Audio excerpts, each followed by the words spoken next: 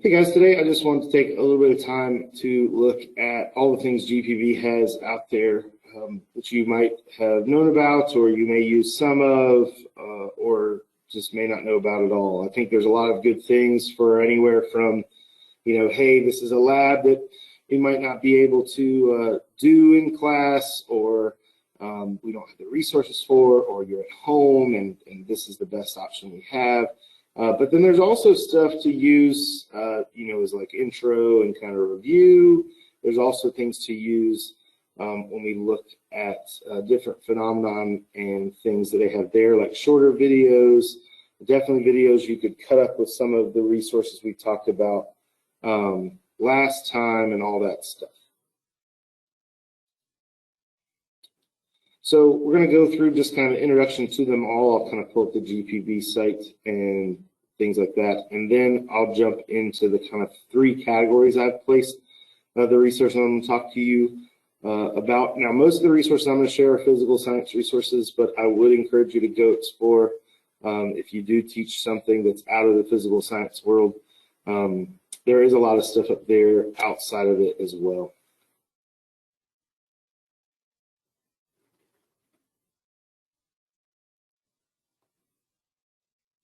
So I think we all know about GPB, but did you know they have all these other relevant resources that they have created and compiled for the physical sciences? And you can actually kind of pare them all down so you're not looking through all of them at once. You can search through them, and then you can look at the different channels that are there or search individual videos as well. So I'm just going to kind of get into that. But these are the main ones we're going to look at. We're going to look at physics in motion and chemistry matters. These are two that have been produced pretty recently by the GPB and are basically used to supplement what you have in the classroom. I even know some teachers who might be brand new, or you might have passed the broad field exam, but you really are not good with physics yet. You've been asked to teach it because the test says you can, but you're not sure. You may be using these for, to kind of help them out. I've seen that from teachers, and then I also still use these in my physics, physical science, and chemistry classroom now. Sometimes they just have a good way of explaining it. The nice part about them too is, they're, at least the physics one and chemistry one, they're recorded in Georgia, so it's a lot of local places and places that people may have been or know about or things like that. So that's good. Then we're going to talk about Crash Course, which you probably have already heard about. The thing I find with Crash Course is they throw a lot at you really quickly, so I like to break their videos up. Typically, they go into a little more detail than I would like to go into when I'm introducing a topic. So I try to cut some of that part out, which is nice when you can use programs like we discussed in the last video. So if you want to know how to do that, I would go check that out if you haven't already, because I talked about a few things in there that you might be interested in. And then the last three are really ones I use for some phenomenon and things of that nature.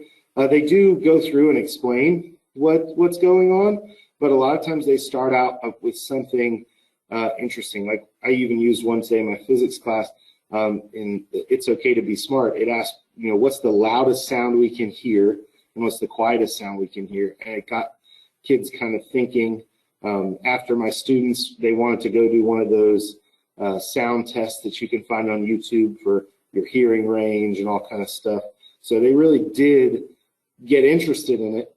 And he even ended it with a question, and several of my kids were like eager to look it up after. So it was great to kind of see it in work in my room. And then we're going to talk about Physics Girl and What the Physics, which is a NOVA resource. So let's jump into our kind of three categories. So I talked a little bit about where I placed each of these. Obviously, you can use them for different things. Chemistry matters, physics in motion. Those are more like the actual instruction. You can use them to reinforce, or sometimes I have the students watch the videos before I teach on that particular subject, kind of the flipped classroom model. You also have like intro and review, so Crash Course is good for that, I think. They do throw a lot at them pretty quickly, so it's tough to use that as like your main resource. for them to get information from, but it is good to start getting them to hear some of the language and things like that, and kind of give them a heads up about what's coming up. And then the last ones, there are some phenomenon ones. Obviously, these don't all have to just be placed in these categories, and there's probably a ton more that you're going to find on there that you want to add to this list, but I don't want to overload you. I just want to kind of give you some good pieces that I've found in my search for resources in this virtual world. So chemistry matters. So let's kind of take a peek real quick. I'm going to flip back and forth between my presentation and some of these tabs. So first of all, just where did I get this stuff from? So all I did was go to the GPB website, and we're just educational resources. I just clicked science and 9 through 12. These are all the channels they have. So some of them are channels that have multiple videos, and then some of them are things like about specific places, and it tells you a little blurb about what they discuss. So you have everything, you know, Callaway Gardens, all Georgia, in most cases, places. So Center for Disease Control, farm, you know, different things. So there's lots of other good stuff in these as well. So I encourage you to go check them out too. And then of course there's lots of resources on here for the other sciences as well. So it's not just physical sciences. They have lots of good stuff, you know, Georgia Aquarium, GBI, all that kind of things that we can use. So let's look first at Chemistry Matters. So Chemistry Matters, it is essentially like, you know, hey, they could watch this and learn the material from the course. It's also tied to our standards. It was created in Georgia. I actually didn't realize till looking through the creators that my former chemistry teacher is one of the people who's in some of the videos, which I hadn't noticed before. She's in some of the later ones. But this is a good resource if you don't have a way to do some of the experiments in your classroom. I really like if I have something we're about to talk about in class, giving this kind of the night before to get them used to what's going on, kind of give them a little bit more information about something. But it goes through all the typical parts. It goes, from matter all the way down to the last set of segments, which is going to be thermodynamics, kinetics, all that kind of stuff, and then to equilibrium, nuclear chemistry, and then they do like a recap at the end, which is also really nice at the end of the year if you have like a local end of course test or something like that, just to kind of review some of the topics. So sometimes I'll take these segments and maybe assign them to kids, like some questions on a study guide. I'll take one of these segments and I'll give them this video segment and say, hey, these 10 questions come from video segment A, go to this, and then I give them the rest of their study guide. So it kind of just jogs maybe their memory a little bit of some things you might have done in class. So it's nice to have these, especially these review pieces are pretty good. I'll also say with this that we have lots of resources digitally for you guys to use. So if I were to click on nuclear fusion, when I go into this, it's not just, okay, here's the standards it's tied to. It also has vocabulary you can pull up and look at. It also has, a lot of them have labs, and then a lot of them have note-taking guides and questions that go with it. So if you want to just pull out a few questions and put those into something and use it as maybe like, to preview what you're doing in class tomorrow, they have a lot of those materials here, and they're ready for you to use. So there's note-taking guides like, hey, these are some things you might want to watch out for as you go. And then, of course, questions that are just direct questions from there as well. So each one of the videos they have at least has a few questions, at least one page. Most of them have more than this, I'd say 10 or 11 questions that you can pull from. So that's really nice if you're in a situation where, hey, we got to go virtual tomorrow, or hey, I'm seeing my kids every other day. So this is definitely something you could give them to do on those days where they're not in class, and that when they come to class, it's not the first time they've heard it. So that's why I like that resource a lot. I'll also say that Physics in Motion is pretty similar. So Physics in Motion, they go out and look at lots of different things related to physics. I've used this in my physical science class too, because obviously we know there's a lot of crossover there between chemistry and physics and our physical science, because after all, that's the basis of kind of I always call it baby physics and baby chemistry. So there's all kind of different segments here as well. Again, a lot of them, all this recorded in Georgia. So like this video, I'm pretty sure they were out at that test track by the airport for Porsches. Then, like here they're at Marietta High School. So it's kind of the nice part about it, I think, is it's all filmed here and it's pretty recent. So kids, kids can kind of see something that they can associate with, where they're from and where they live. And it's not just this video from 20 years ago and grainy and they fall asleep halfway through. So they do a pretty good job, I would say. And again, just having something that we can use that's recent is great. Same thing with these. They have, like, if you go into each one, they're going to have the videos, then they're going to have the vocab, then they're going to have the standards, they have the support materials. So like for this one, there's a note-taking guide, and for a lot of the physics ones and the chemistry ones where you have something where you might have like a practice problem, they have that as well. So they have a lab, they have, this one has practice problems, which is nice. So if you're always looking for resources for more problems, this is, right here, we're just talking about the second law. So some F equals NA stuff. So it's always nice to just have other places to pull things from. There's definitely been times where I've, may not even use the video, but I found and used these resources just because I needed, another kind of set of problems. Or if I've had a kid who's come and said, hey, I really need help on this, and I've exhausted every problem that I have in my bank of papers, I'd open this up because I think, a lot of the questions are good, and they can watch the videos and they'll help them with some of them on there. So it's a good resource for that as well.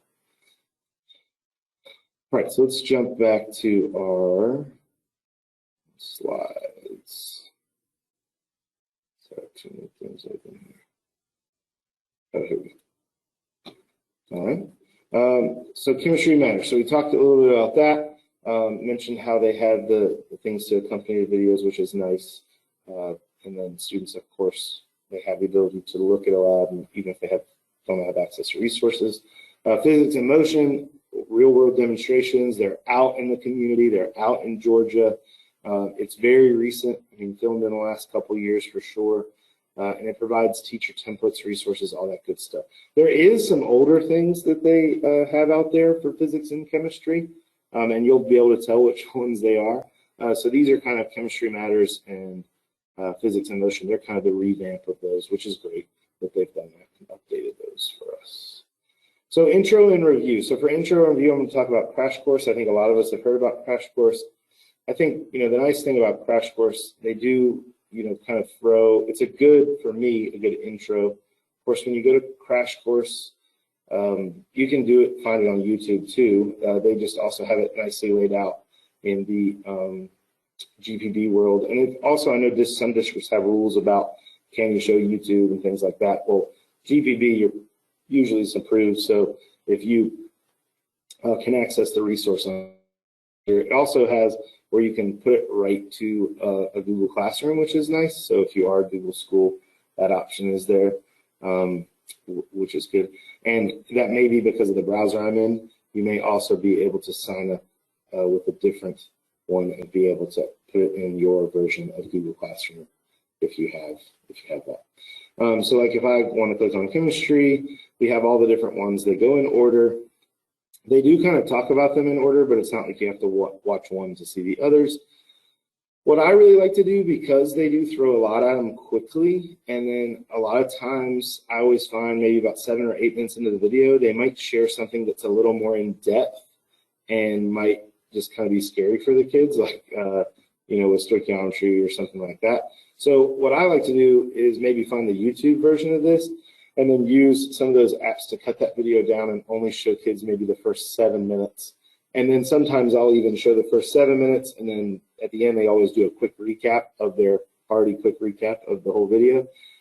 So sometimes I'll just show the kids those 2 parts and cut out the part where they go over, maybe an equation that my physical science kids don't really need, or a kind of level of math for physics that's more the AP world and not so much the general physics world.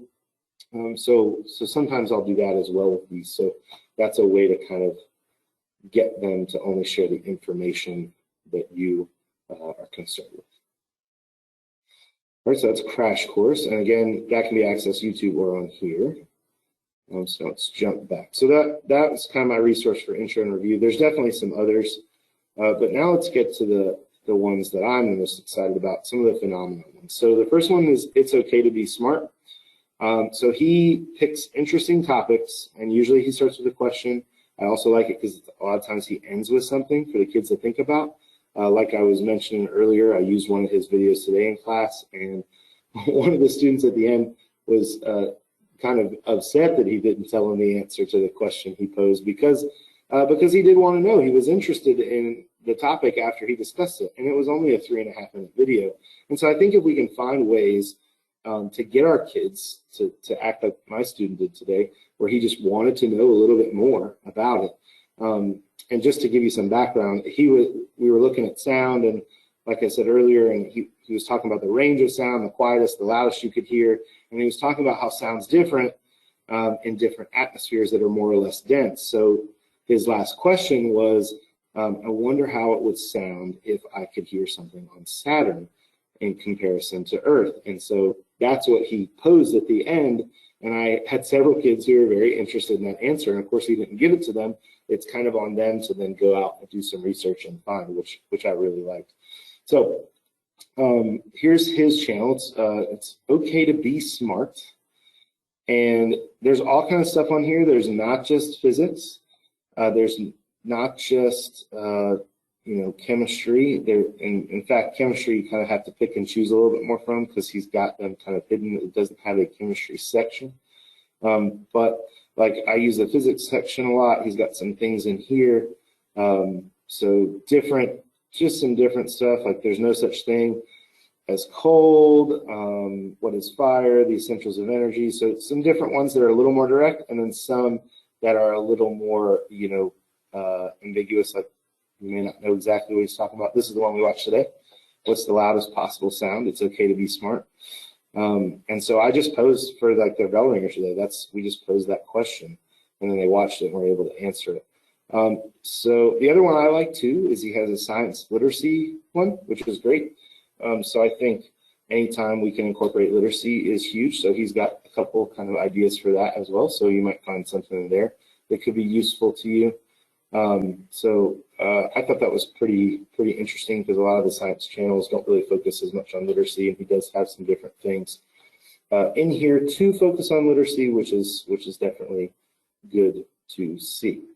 All right, so let's look at our next phenomenon. So the next one is Physics Girl. Now, Physics Girl, she's pretty much just physics for the most part. She branches out a little bit, but that's about her area. A lot of these resources I know are physics. Chemistry doesn't seem as well represented on there with the phenomenon, but I'm sure there's more out there, and I just haven't discovered them yet. So Physics Girl, she breaks it down a little bit into some physics, different physics topics. The do-it-yourself demonstrations is good. I've used this to pull some things, especially when we're in this world where we need to, we have kids at home, and hey, this might be something they could do at home safely. So I've used some of her videos here for that, the do-it-yourself demonstrations, and not necessarily show them the video. I've just told them what I want to do, and then usually I'll post the video as well, because we do have some kids who, we think it's basic to have a few balls at home, and they might not at all. So it's, we always have to have an option for those kids. So she's got some good stuff here. I also like her wave and optics stuff. Been kind of looking into that. We're about to jump into that in my physics class. We just kind of started the first part of waves, and now we're getting to the light and optics piece. So she does have some good things here. Same kind of thing, getting them to think, getting them to wonder, getting them to have questions. And then she does have some where she talks to like physicists about stuff and things of that nature. The nice part, I would say, is she does, for the most part, keep them short. So even topics that, you may think are very boring, she does try to get through them in a quick and entertaining manner to where kids will be able to, she'll be able to hold the kids' attention, which ultimately is kind of what we want. We don't want something really, really long because we need to get the information to them and create that sense of wonder, and then we take it, and that's the important part. And then the last one I'm going to look at with you guys as I jump back in here to my presentation after Physics Girl is what the physics, which I really like. I think it's just a funny saying. Anyway, I'd like to use this in class a lot. What the physics, when kids ask me about different things we're looking at or how's that possible. So this is, again, phenomena presented in a thought-provoking manner. Questions to consider. He definitely doesn't just have physics. He has some things that kind of relate over into the chemistry world, which of course we know is very similar, or not similar, but highly related to the physics world as well. So this is What the Physics. It's a NOVA produced resource, but you can access it on there. Now he's got a few videos here, and then he has some other in different as well, but there are some interesting ones to look at and kind of see what's happening and what's going on. And again, just creating that sense of wonder in our students. And then once we do that, they start to have questions, and that's ultimately what we're trying to do. We're trying to build those questions and get them thinking about something in a way that allows for us to then kind of take over and help them with that as we get them to the content that we're supposed to teach. So I hope these resources you find useful. I hope you go and find some more and tell me about them. I will say that I have not explored every video on each one of those, and I'm sure there's some out there that just don't quite do the job, but I hope that you find some things that you can use. I hope you find some other resources out of it. Oh, one more thing I did want to mention with What the Physics, I believe they do have some other resources with these. Let me see.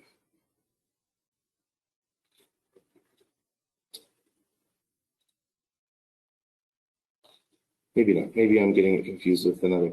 I know one of the ones we talked about has some other questions and things for them to consider.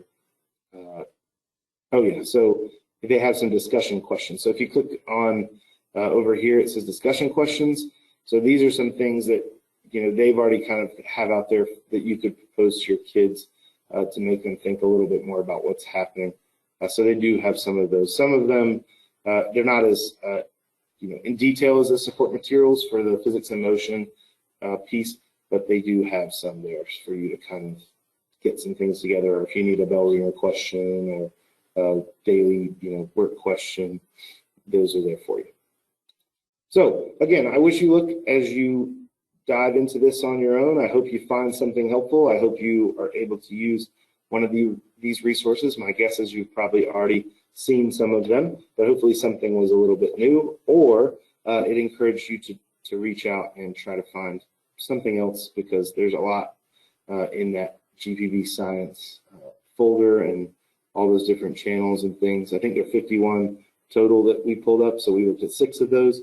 Obviously some are for other sciences, but there's definitely a lot in there that we can use to help our kids. So thanks, and if you have any questions, there's my email. Of course, you can also contact me through the discussion post that'll be up with this this video. So thanks again, and if you got anything, any ideas, anything you want me to brainstorm with you about or for you, just let me know. I will also say that I do love SlidesGo. They have a lot of free templates and stuff. That's what I pulled this from. So if you need some things because you find yourself constantly in Google Slides and things like that, that's a place to find them. So hopefully you have a great one, and thank you guys for tuning in. Appreciate it.